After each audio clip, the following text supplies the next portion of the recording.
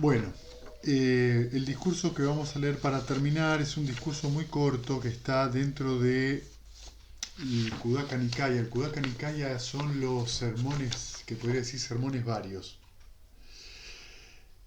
Dentro del Kudaka Nikaya está el Dhammapada, está el Sutta Nipata, que es como la sección, una de las secciones más viejas del canon Pali. En el Sutta Nipata, que son generalmente son declaraciones o poemas, están las partes más profundas también del canon, y muchas de esas dicen que son expresiones directas del Buda. Después están el Theragatha y el Therigatha, que son los poemas de muerte, digamos, y de iluminación de los monjes y las monjas.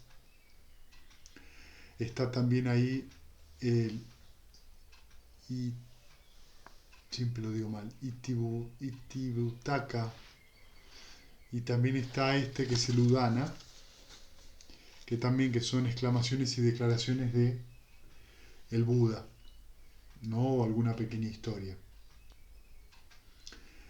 Este en particular se llama, es el 1.10, eh, Vajilla Sutta, y se llama Discurso con Vajilla. Sí, es un sutta muy importante, que es corto, porque de alguna manera manifiesta un aspecto que estuvimos hablando todo el retiro. Eh, y tiene un valor como muy profundo porque realmente describe propiamente lo que es la médula del budismo, y van a ver que también tiene que muchas escuelas mahayanas también se han basado, o sea, en este sutta. Esto he oído: en cierta ocasión el bienaventurado moraba cerca de Sahuati en la arboleda de Jeta en el parque de Anatapíndica. En esa ocasión Bajilla, el de la vestidura de corteza de árbol, moraba en su paraca en la costa, y era apreciado, honrado, tenido en gran estima, adorado, y era objeto de deferencia. Era una seta que se vestía con cortezas de árbol colgadas. Tenía hábitos y donativos de comida en abundancia, cama, asientos, alivios y medicinas para las enfermedades. Era común en esa época en la India que se sostuviera, digamos, a todos los ascetas o a todas las corrientes espirituales, no solamente a los monjes y monjas budistas. Así que esta consideración surgió en la mente de Bajía, el de la vestidura de corteza de árbol. Me pregunto si seré yo uno de esos en el mundo que son arahants o que han alcanzado el sendero del arahant. Ya, si se lo preguntó, tenemos un problema. Entonces un deva, que había sido anteriormente un pariente de Bajilla, el de la vestidura de corteza de árbol, les digo esto porque hay muchos Bajillas en el canon, ¿sí? Hay varios. Por compasión y por deseo por su bienestar, sabiendo por sí mismo la consideración en su mente, fue donde se encontraba, y le dijo a Bajilla, el de la vestidura de corteza de árbol: Bajía, ni eres arahant ni has alcanzado el sendero del arahant. No es el tuyo el curso por el cual puedas tú ser arahant o alcanzar el sendero del arahant. O sea, el Deva le dice, sí, no es por ahí. Pero, respondió Bajía, el de la vestidura de corteza de árbol, ¿quiénes en el mundo con sus dioses son arahants o han alcanzado el sendero del arahant? Hay una ciudad Bajía llamada Sahuati en las lejanas regiones. Allí mora el bienaventurado que es un arahant, aquel correctamente despierto. Bajía, él es verdaderamente arahant y enseña el Dhamma por el que se alcanza el arahato. O sea que el concepto de arahant era previo al Buda. El concepto de arahant y el concepto de nirvana existían ya antes del Buda, pero no significaban lo mismo. Muchas palabras Buda las utiliza o las reutiliza con otro significado dentro del Dhamma. Entre algunas consideraciones del Nirvana se consideraba que el Nirvana era la unión con, eh, con Brahma. La unión Atman-Brahman era el Nirvana. lo que generó un montón de, porque eso continuó después de la época del Buda y hay un montón de visiones. Por ejemplo, la palabra karma tampoco es igual el karma para los jainistas que por ejemplo para los budistas. ¿Sí? Bien, entonces Bajía, el de la vestidura de corteza de árbol, conmovido por ese deva, dejó su paraca y descansando solo por una noche durante el viaje, llegó a donde moraba el bienaventurado cerca de Sahuati, en la arboleda de Jeta, en el parque de Anatapíndica. En esa ocasión un gran número de bhikkhus paseaban al aire libre. Bajía, el de la vestidura de corteza de árbol, fue a estos monjes y le dijo: Señores, os ruego, ¿dónde está ahora el bienaventurado, aquel que es Arahant, aquel que es correctamente despierto? Deseo ver a ese Arahant, aquel correctamente despierto. El bienaventurado Bajía se ha ido por las casas para pedir comida. Enseguida Bajía, el de la vestidura de corteza de árbol, se dio media vuelta rápidamente, dejó la arboleda de Jeta y entró en Sahuati, donde vio al bienaventurado andando por Sahuati pidiendo comida, con bella apariencia. Un placer era contemplarlo, con los sentidos calmados, la mente tranquila, en perfecto logro de compostura por medio del control de la maestría, como un elefante perfectamente entrenado, maestrado y alerta. Al verlo, fue a él, se tendió con la cabeza a sus pies y dijo esto al bienaventurado: Señor, que el bienaventurado me enseñe el Dhamma, que el bienhechor me enseñe el Dhamma, para que sea de mi provecho y para mi felicidad por mucho tiempo. A estas palabras, el bienaventurado dijo a Bajía, el de la vestidura de corteza de árbol: Ha llegado en un momento inoportuno, Bajía, hemos empezado a pedir comida. Entonces, por segunda vez, Bajía, el de las vestiduras de corteza de árbol, dijo al bienaventurado: Señor, es difícil saber qué peligro hay para la duración de la vida del bienaventurado o para la mía. Que el bienaventurado me enseñe el Dhamma, que el bienhechor me enseñe el Dhamma, para que sea en mi provecho y para mi felicidad por mucho tiempo. Por segunda vez el bienaventurado dijo: Ha llegado en un momento inoportuno, Bajía, hemos empezado a pedir comida. Aún por tercera vez Bajía, el de la vestidura de corteza de árbol, dijo al bienaventurado: Señor, es difícil saber qué peligro hay para la duración de la vida del bienaventurado o para la mía. Que el bienaventurado me enseñe el Dhamma, que el bienhechor me enseñe el Dhamma, para que sea en mi provecho y para mi felicidad por mucho tiempo. Esto es común, ¿sí? Se pide 3 veces. Y si se pide 3 veces, significa que el pedido es real y depende de la compasión o no del Buda. Estas cosas, el Buda en este caso consciente, ¿no? Entonces, Bajía, así has de entrenarte. En lo visto habrá solo lo visto. Perdón, voy a hacer un pequeño cambio, porque la traducción es rara. En el ver solo hay el ver. En el oír solo el oír. En lo sentir solo el sentir. En lo conocer, en el conocer solo el conocer. De modo que así no tendrás por ser de ese modo. No entendí eso. De modo que así no tendrás por ser de este modo. Así es como has de entrenarte. Ahora bien, Bajía, cuando en lo visto haya para ti solo lo visto, en lo oído solo lo oído, en lo sentido solo lo sentido y en lo conocido solo lo conocido, entonces Bajía, como no tendrás por ser de ese modo, no tendrás por lo tanto. Como no tendrás por lo tanto, se concluye que no tendrás aquí ni más allá ni lo que está entre ambos. Eso es el final del mal. Enseguida Bajía, el de la vestidura de corteza de árbol, gracias a esta enseñanza concisa del Dhamma del bienaventurado, por no apegarse a partir de ese momento, liberó su mente de los males. Se transformó en Arahant. De este modo que el bienaventurado, tras aconsejar a Bajía con esta enseñanza concisa, se marchó. Poco después de que partiera el bienaventurado, un toro atacó a Bajía, el de la vestidura de corteza de árbol, y le causó la muerte.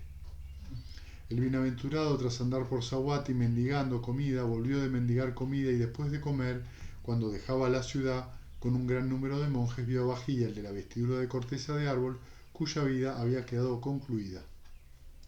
Al verlo dijo a los monjes: monjes, tomad el cuerpo de vajilla, el de la vestidura de corteza de árbol, traed una litera, llevároslo, quemadlo y levantad un montículo. Sí, señor, respondieron esos monjes al bienaventurado, y tomaron el cuerpo, trajeron una litera, lo colocaron sobre ella y lo quemaron. Cuando hubieron levantado un montículo, fueron a donde estaba el bienaventurado, lo saludaron y se sentaron a un lado. Entonces, estando a un lado, esos monjes dijeron al bienaventurado: Señor, el cuerpo de vajilla de la vestidura de corteza de árbol ha sido quemado y se ha levantado un montículo. Os rogamos, Señor, ¿para dónde ha ido? ¿Cuál es su destino futuro? Un sabio monje era vajilla, el de la vestidura de corteza de árbol. Él se fue en acuerdo con el Dhamma y no me molestó en el asunto de la enseñanza del Dhamma. Vajilla, el de la vestidura de corteza de árbol, ha logrado la liberación final. Enseguida el bienaventurado, viendo el significado de ello, pronunció este verso inspirador: donde el agua, la tierra, el fuego, el aire no se encuentran donde posarse, allí no brilla estrella alguna, no se muestra ningún sol. Allí no reluce ninguna luna, no se ve allí oscuridad. Luego, cuando el sabio, el Brahman, por la sabiduría de por su sabiduría, ha penetrado en la verdad, de la forma y de la no forma, del placer y del dolor, está libre. Y ahí termina. ¿Sí? Bueno. Quería leérselos un poco así primero para que tuvieran el contexto entero, ¿sí? Entonces veamos un poco el núcleo del sutta, ¿no? Dice: así has de entrenarte, en el ver solo el ver, en el oír solo el oír, en el sentir solo el sentir y en el conocer solo el conocer. ¿Sí? Es decir, solo hay acciones. Eso es lo que está diciendo. Ver, oír, el sentir suele asociarse a gusto, olfato y cuerpo, y conocer a la mente. Entonces, lo único que está ocurriendo en este momento es eso. En este momento lo único que está ocurriendo en ustedes es el oír, y por momentos el ver, y por momentos el conocer, o el sentir. Y eso es todo lo que ocurre.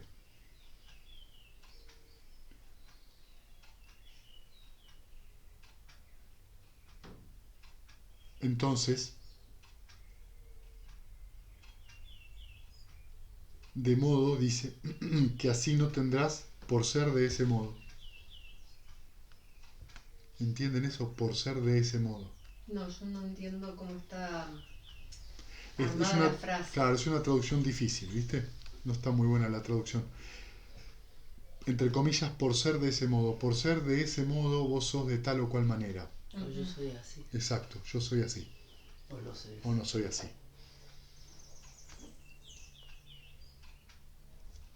Entonces, cuando te hayas entrenado así, no tendrás por ser de ese modo. No vas a hacer eso, porque simplemente es de acuerdo a las condiciones. Y no tendrás tampoco por lo tanto. Consecuencia. Exacto. Como no tendrás por lo tanto, se concluye que no tendrás aquí, ni más allá, ni lo que está entre ambos.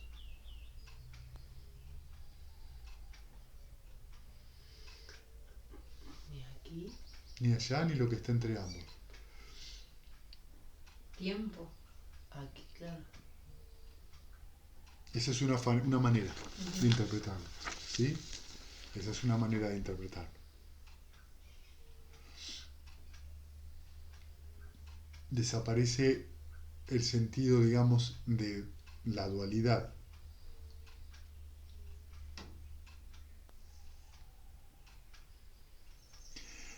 Entonces el poema dice: donde el agua, la tierra, el fuego y el aire no encuentran dónde posarse o dónde hacer pie.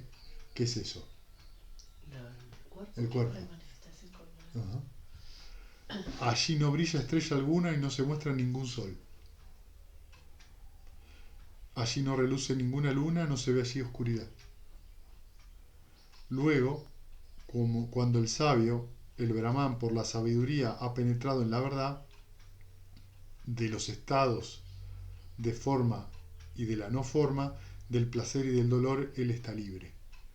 La forma y la no forma son los primeros 4 yanas y la no forma los 4 yanas inmateriales. Del placer y del dolor, de vuelta, está libre.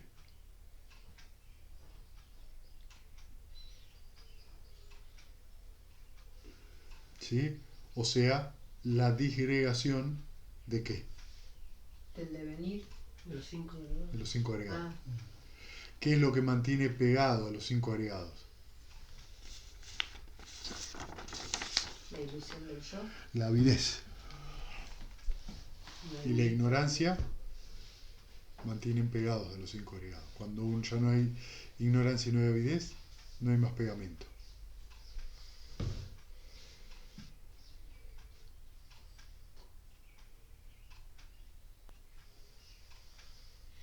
Colocado esto de una manera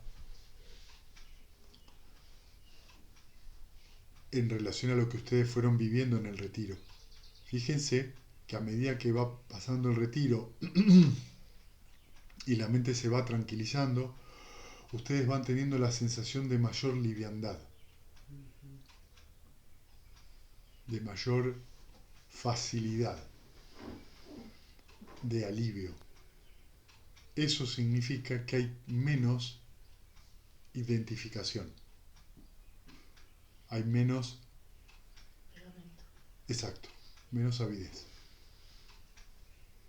Si ustedes toman eso como una lección para la vida, es interesante que eso les pueda servir como termómetro. Cuando ustedes están sintiendo todo muy pesado, muy remar en dulce de leche, como se dice en argentino, mucho pegamento. Mucho pegamento. Y se produce siempre algo muy importante cuando es eso, entre yo y lo que quiero lograr. Claro, es el pegamento. La avidez, ¿entienden? Quiero llegar allá, yo quiero llegar allá. Entonces yo quiero llegar allá es una declaración de este modo, como dice el sutta, e implica que no está ocurriendo la acción. Está ocurriendo la acción, por supuesto, pero en la mente no se vive como una acción libre, se ve como un esfuerzo mal hecho, porque hay tanta avidez, hay tanto apego, tanta justificación de esa avidez que resulta muy trabajoso. Entonces, volviendo al retiro, esa sensación de que se va haciendo menos trabajoso les está diciendo por dónde se va el alivio del sufrimiento. Entonces es muy importante que ustedes se indaguen, ¿sí? Se indaguen, ahora cuando termine el retiro, tengan la costumbre de indagarse diariamente. Cuando las acciones que están realizando, presten atención dónde está su mente, ¿sí? ¿Cómo está la mente cuando hacen lo que hacen? Tienen que tomarse la costumbre de hacer eso, ¿sí?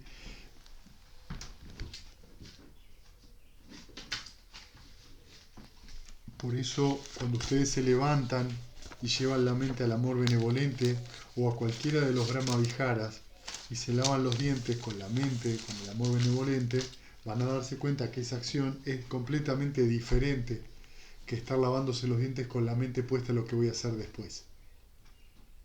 Y eso es una forma de práctica.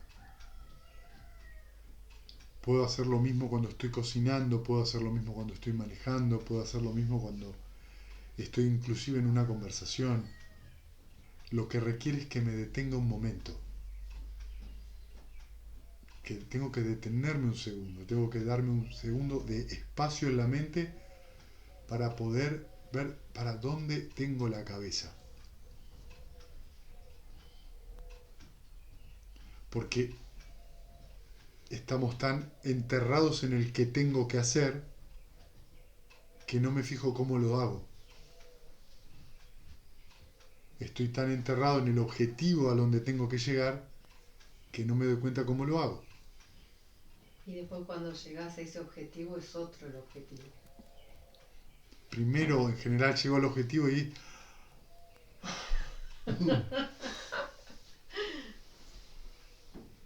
Y no digo que cuando uno completa un objetivo, un rumbo, no haya una sensación de satisfacción o felicidad.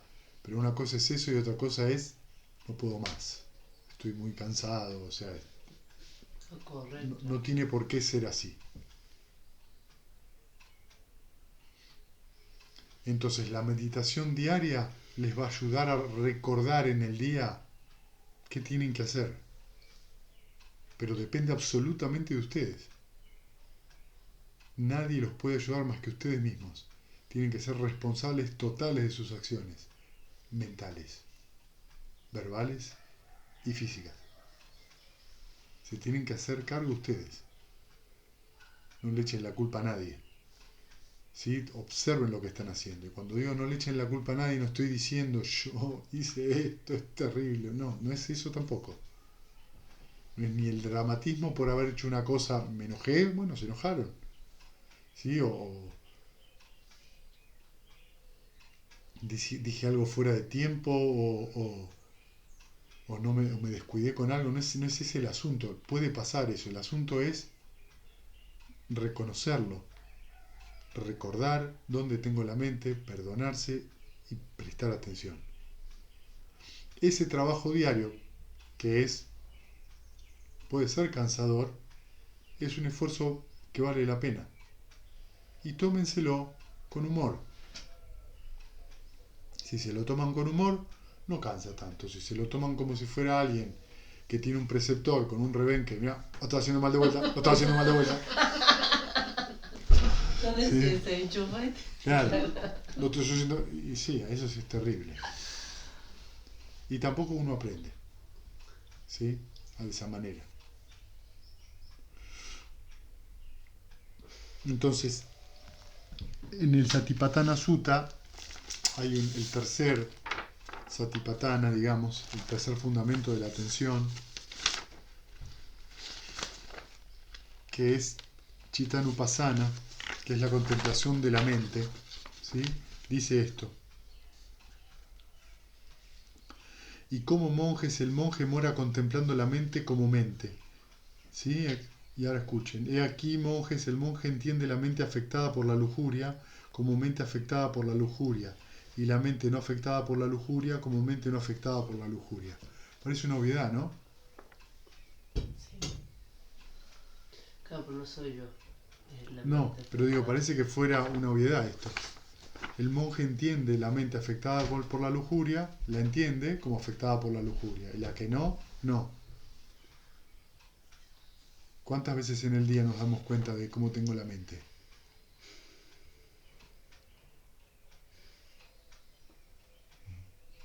Entonces, esta sencilla oración ya está. Perdóname, te dije, ni sé lo que estaba pensando, ni sé dónde tenía la mente, y abrí la bocota. Él entiende la mente afectada por la aversión como la mente afectada por la aversión, y la mente no afectada por la aversión como la mente no afectada por la aversión. ¿Sí? Es decir, ¿tengo la mente con el amor benevolente? No. ¿Tengo la mente aversiva? Por ahí no, por ahí sí. Él entiende la mente afectada por la ilusión como la mente afectada por la ilusión, y la mente no afectada por la ilusión como la mente no afectada por la ilusión. Él entiende la mente contraída como la mente contraída, y la mente distraída como la mente distraída. Él entiende la mente exaltada como mente exaltada, y la mente no exaltada como mente no exaltada. Llana y no llana. Él entiende la mente superada como mente superada, y la mente no superada como mente no superada. Él entiende la mente concentrada como mente concentrada, y la mente desconcentrada como la mente desconcentrada. Él entiende la mente liberada como mente liberada, y la mente no liberada como mente no liberada. Pongan en este párrafo todos los estados mentales posibles que hay.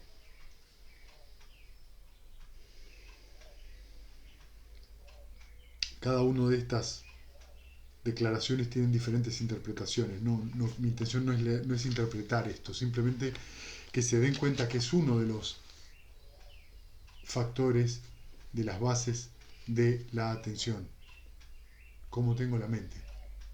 Está bueno también poner palabras, es como las emociones, que a veces uno no tiene repertorio. ¿Viste? ¿Cómo está la mente? Sí. No sé, por ejemplo, para mí, concentrada o distraída y desconcentrada, no sé si es lo mismo, no es lo mismo. No para enroscarse con las palabras, Sí. pero ampliar el repertorio, todo eso, ¿no? Sí y no. ¿Sabes? Me he encontrado muchas veces cuando yo le pregunto, ¿y qué tenías en la mente? Qué difícil que es. Mentira. No sabés o no querés saberlo. Muchas veces me he encontrado más con que no quieren decir cómo están, porque a vos te avergonzaría si tu mente tiene envidia, si tu mente tiene celos.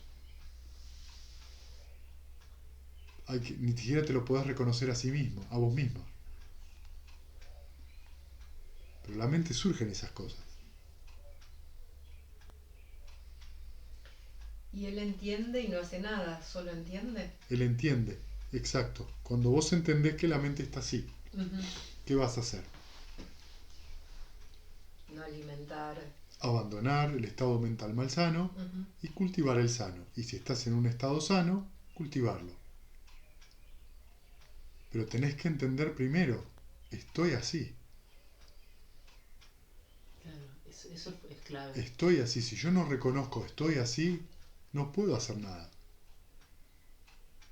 Entonces, si ustedes se dan cuenta de eso, lo que van a ver es que en realidad uno le teme a lo que siente. Porque obviamente no lo puede controlar. Porque Vedana no se puede controlar. Es lo que surge. No es tan importante el nombre, sino como darle lugar, sería así, como sentirlo. Que vos le des lugar, por ahí no lo podés nombrar. Claro, porque a lo mejor es, no sé... No lo podés nombrar, pero sí podés nombrar si ese estado mental es sano o no es sano. Listo, ahí está. Eso sí, podés saber. Claro. Si la mente está... Si hay esto, si está contraído, no es sano.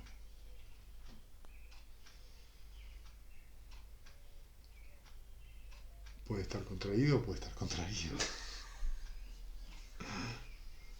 Entonces ese es el trabajo del meditador, que tiene que hacerlo afuera, en la vida de todos los días.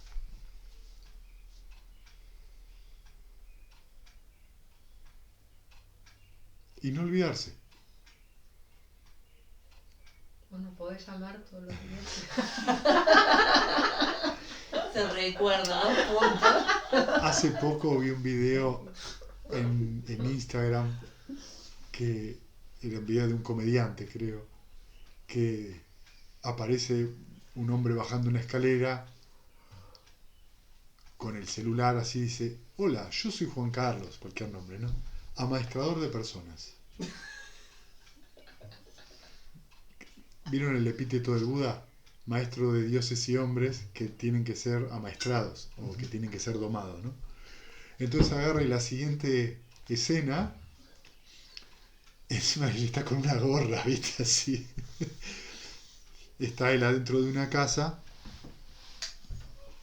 y hay un muchacho adentro de la casa que está comiendo, ¿no? En la mesa, y él está al lado así, con las manos en los bolsillos mirándolo. Entonces termina de comer, se levanta y se va a ir y le dice: pará. ¿Y el plato? ¿Y el vaso? Y entonces lo dice: no sé, en mi casa cuando yo me iba a dormir la siesta, cuando vi ya no estaba. Sí, no, pero ahora mamá y papá no están, tenés que hacerlo vos. Bueno. Entonces, va y lo lava, ¿no? Entonces después está haciendo pis. Se va. Che, el botón. Bueno. Sí. Y limpia la tapa. Se salpicó todo. ¿Entendés? Es un desastre. Te manchaste el pantalón. Tenés que cambiártelo. En el baño 0, no me salió nada. No te preocupes, hay que seguir, le dice. Y después de eso, dice, bueno, Juan Carlos, si tenés algún amigo, alguna amiga que necesita ser amaestrado, decile que me llame. Y me maté de risa, claro, es la persona que tenés al lado que te dice, ¿dónde tenés la cabeza? ¿Dónde tenés la cabeza? ¿Cómo es tu estado mental? O sea, en vez de preguntar ahora cómo estás, pero poner hola en la cabeza. ¿No? Hablando antes que estábamos hablando de Thich Nhat Hanh, ahí en el monasterio en Francia, tenían la campanita que sonaba cada 15 minutos, que era un recordatorio para estar un minuto con la respiración. Entonces sonaba cada 15 minutos, tenías que dejar lo que estabas haciendo y observar la respiración durante un minuto. Y después seguías las tareas. ¿Sí?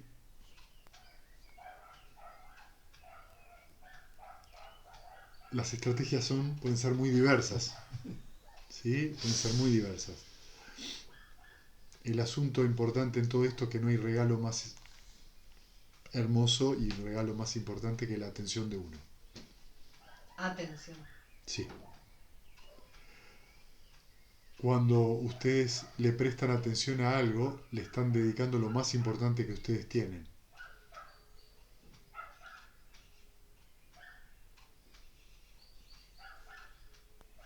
Cuando ustedes le prestan atención a un hijo o a un amigo o a la pareja o a los padres porque les están contando un problema y le prestan atención de verdad, silencian la mente y prestan atención, la persona suele sentirse muy bien, porque se siente escuchada.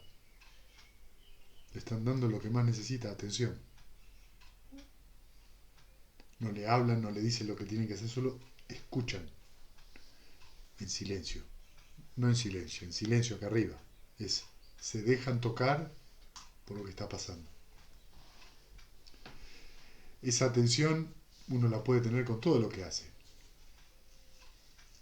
No solamente escuchando, también lo puede tener lavándose los dientes, manejando, haciendo las tareas domésticas, yendo al banco. Entonces depende a qué le prestemos atención, así va a ser o se va a determinar lo que vivamos.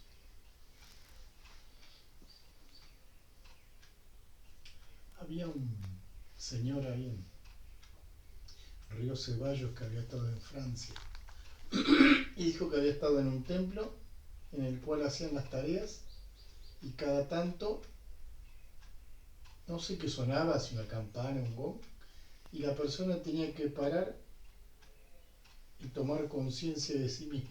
Y es lo que él dijo, el Plum Village, ahí en lo de Thich Nhat Hanh. Y la campanita. Sí, pero no era ahí. ¿No? No, porque eso por ahí lo usan, ¿viste? Por eso. No es una cosa solamente usada ahí. Ah, El asunto es ese, necesitamos, ¿qué es la campanita?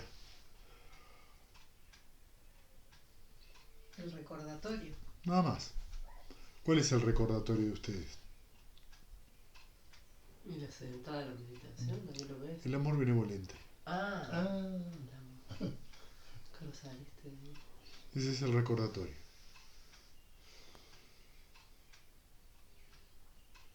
El objeto de meditación no es más ni menos que el recordatorio de ¿dónde tengo que tener la mente ahora? ¿Dónde está?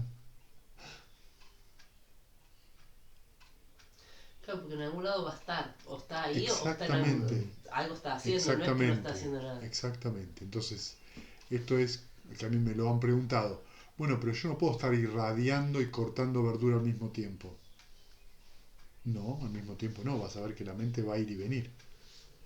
No, eso es muy complicado, porque lo están pensando que lo tienen que hacer conscientemente, Claro, haciendo fuerza. haciendo fuerza. Y yo le dije, cuando vos no tenés la mente en el amor benevolente y cortás verdura, ¿en qué tenés la mente?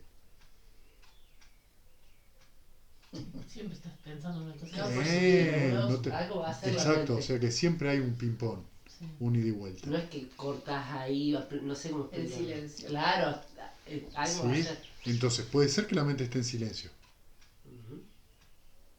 y esté en calma Sí. y esté cortando verdura. Pero la atención no es ni la calma ni cortar verdura. La atención es el proceso mental que observa las dos cosas.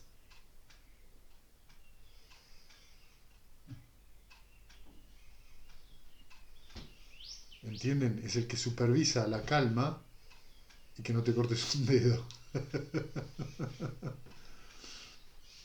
Recordar cómo se mueve la mente de un objeto a otro. La zanahoria, la mente. La zanahoria, la mente.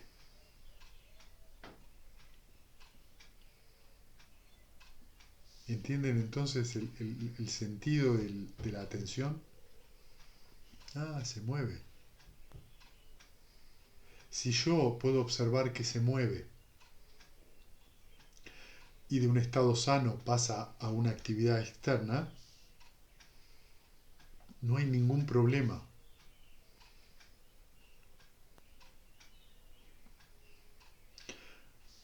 Si yo estoy en un estado de ansiedad y estoy cortando verdura, tenemos un problema porque me puedo cortar un dedo. ¿Por qué te cortaste un dedo? Porque la mente está ansiosa, entonces se produce un problema de coordinación. ¿Sí? Y ahí si uno observa que la mente está ansiosa y la mente sigue ansiosa. Suelta el cuchillo. Deja la sopa para después. Suelta el cuchillo. Sentate. Irradiate un poco de amor benevolente. Soltá esa ansiedad. Quédate un minuto. Luego volvé a la zanahoria. Pero hay veces que no podés irte. O no es que estás cortando verduras, que estás en una situación y notás perturbada la mente y lo noto, hablo en primera persona, lo noto, pero no se va la perturbación y tengo que seguir en esa situación. ¿Por qué la perturbación no se va? No sé, no se va. ¿Por qué? ¿Cuál es la causa de que la perturbación se quede? El deseo que se vaya.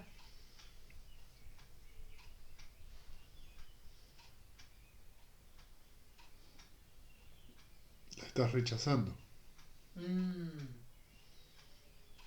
Ahora sí. ¿Cómo la estás rechazando? Ah, ¿querés que me vaya? Me quedo.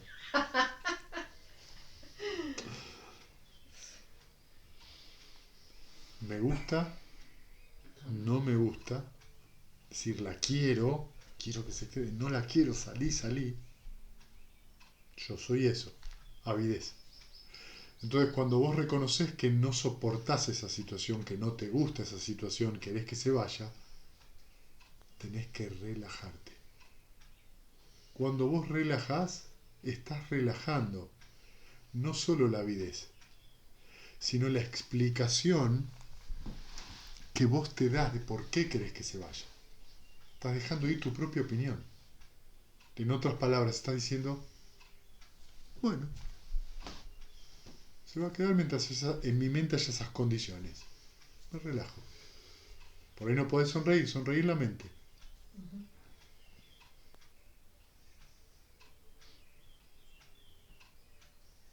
Entonces, ven que también las 6 R se pueden empezar a ver, no de una manera más pormenorizada, sino que vayan entendiendo más de qué se trata ese proceso de purificación de la mente. No hay ningún estado que se va a quedar para siempre o porque es independiente. Claro. Se queda porque uno lo está alimentando. O porque uno lo hizo muchas veces de la misma Sí, forma. y también inclusive esto que te digo es relativo, porque en realidad no se queda, puede aumentar, nunca se queda igual. Puede aumentar, ¿viste? Inclusive puede aumentar, porque uno lo empieza a alimentar y empieza a ser peor. Crece la intensidad de la emoción.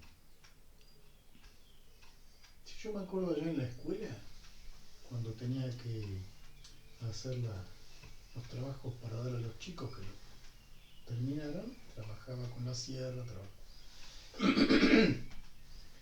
y cuando yo estaba pendiente del trabajo y que tenía que ser así porque la directora me pidió que entonces ponía un mayor esfuerzo para terminarlo, salía tarde. Claro, ¿No? claro. Sí. Y cuando me di cuenta, que estábamos a full ahí en Agua de Oro, en el grupo de Zen, hacer Zen cuando, ¡ay, salía todo derechito! Estaba la mente vacía, la sentía. Sí, la mente no está vacía. Bueno. ¿Viste? El asunto es ese. Yo, viste, con ciertas palabras describen, la descripción no es mala. Es verdad que la mente es vacía. ¿De qué? Cuando vos decís que la mente es vacía, es verdad, pero ¿de qué? Emociones, pensamientos, ¿no? Eso no. Porque cuando vos cortás de esa manera, la mente no está vacía. No, hay una. Está atenta, o sea que Sí. ya está llena de algo. Ah. Pero está vacía ¿de qué? Para que entiendan de qué dónde viene suñata. De distracción, de perturbación. No. ¿Por qué el Buda acuña suñata? ¿Qué es eso? Vacío. Ah, Que se usa mucho en el Mahayana. ¿Sí? Shunyata se le dice en sánscrito. ¿Vacía de qué?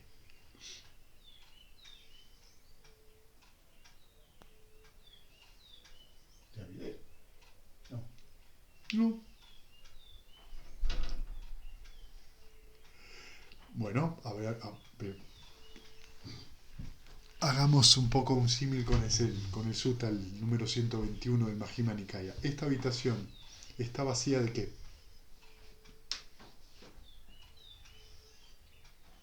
De la ropa. Muy bien. Elefantes. ¿Eh? De elefantes. De elefantes. Y lavarropas, exacto, no hay ni elefantes ni lavarropas. Para decir pavadas está mal. No, eso no es ninguna pavada. Eso es muy cierto. La mente está vacía de qué?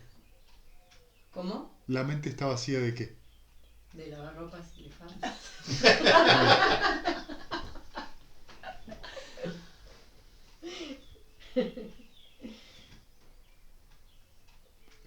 En el ver, solo el ver. En el oír, ¿Del yo? del yo.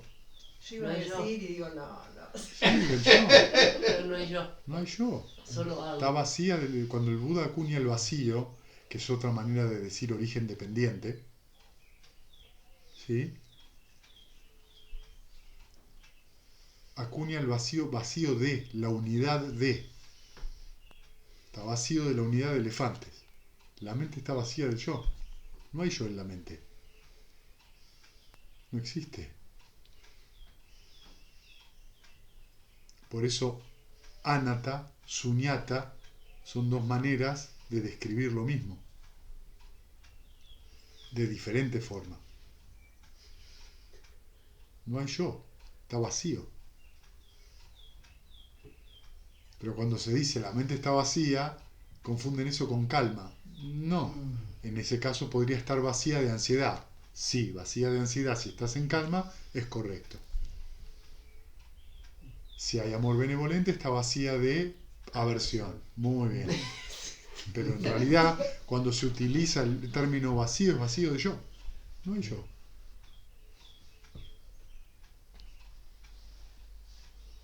Como entidad independiente.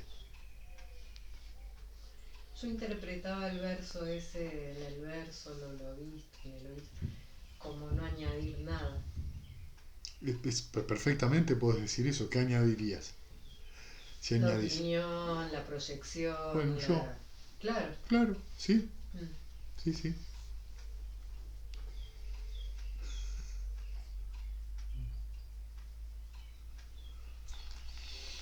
Bueno, ¿tienen preguntas?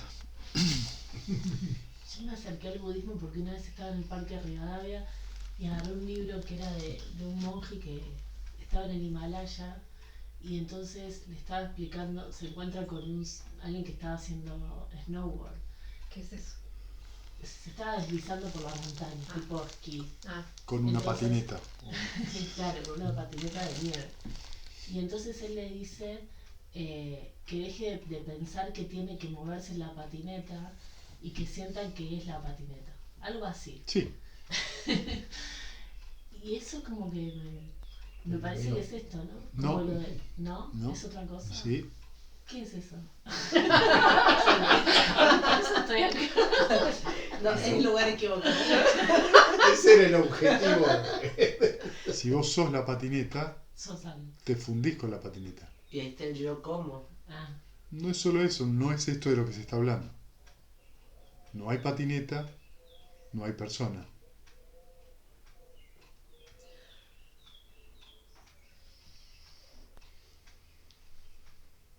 Pero ¿qué significa no hay patineta, no hay persona?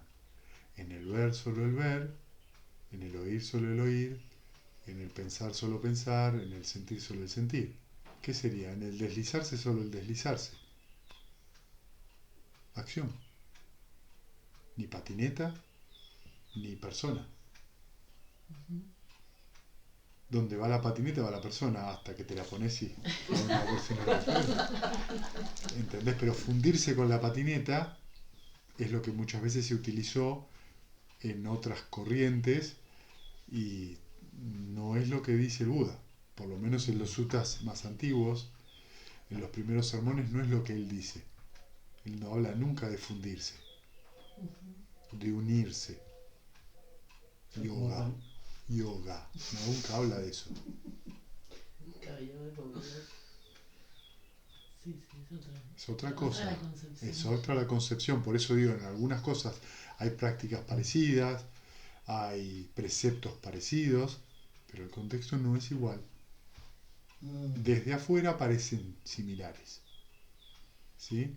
Es como el cristianismo, el judaísmo, son más o menos lo mismo. No. Por eso hay cristianismo, por eso hay judaísmo, porque hay conceptos que no son iguales. Como cuando dicen, sos uno con el arco. Claro, pero también en el libro de Herrigel, en un momento, si no recuerdo mal, el maestro le dice, no hay persona, no hay arco, y eso sí tiene más que ver. Lo que pasa es que no es sencillo de entender eso.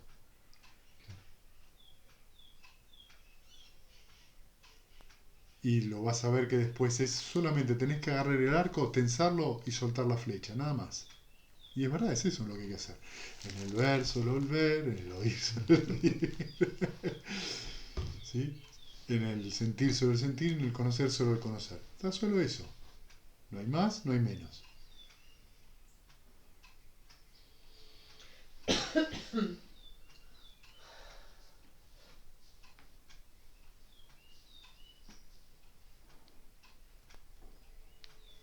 Bien, ¿alguna pregunta más que tengan?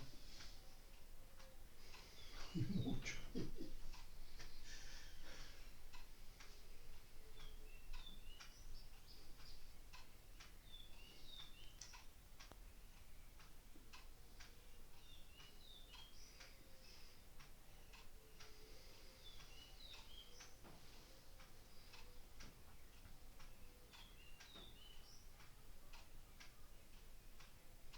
Bueno, compartamos mérito.